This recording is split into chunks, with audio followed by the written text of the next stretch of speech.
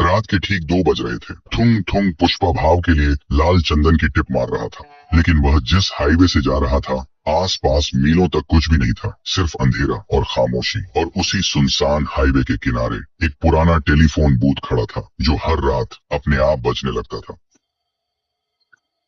इसलिए लोग कहते थे कि उस रास्ते पर रात में गाड़ी नहीं चलानी चाहिए। पर थुंग थुंग को इन बातों से कोई फर्क नहीं पड़ता था, क्योंकि वह बस अपने काम से काम रखता था। लेकिन उस रात हालात अलग थे।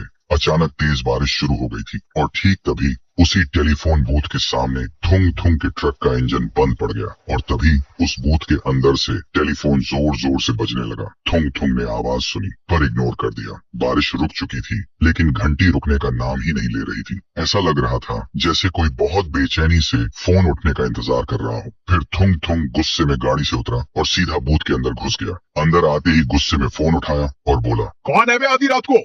लेकिन दूसरी तरफ सिर्फ सन्नाटा था। फिर एक छोटी सी कांपती हुई बच्ची की आवाज आई, पापा आप कब आओगे? मुझे अकेले बहुत डर लग रहा है। ये सुनते ही थुंग थुंग जम सा गया। उसके पैरों तले जमीन खिसक गई, क्योंकि वह आवाज उसकी 6 साल की बेटी की थी। उसका गला सूख गया। वह कांपते हुए बोला, बेटी तू इतनी रात को जाग रही है?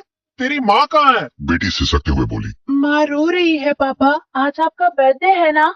सब कहते हैं आप हमें छोड़ गए, पर मुझे पता था आप मेरा कॉल जरूर उठाओगे। ये सुनते ही थुंग थुंग के दिमाग में एक जोर का झटका लगा, जैसे वक्त एक पल के लिए रुक गया हो। और फिर उसके दिमाग में पिछली तस्वीरें चलने लगी। तेज बारिश, यही हाईवे, ट्रक के ब्रेक्स फेल होना और एक भयानक टक्कर।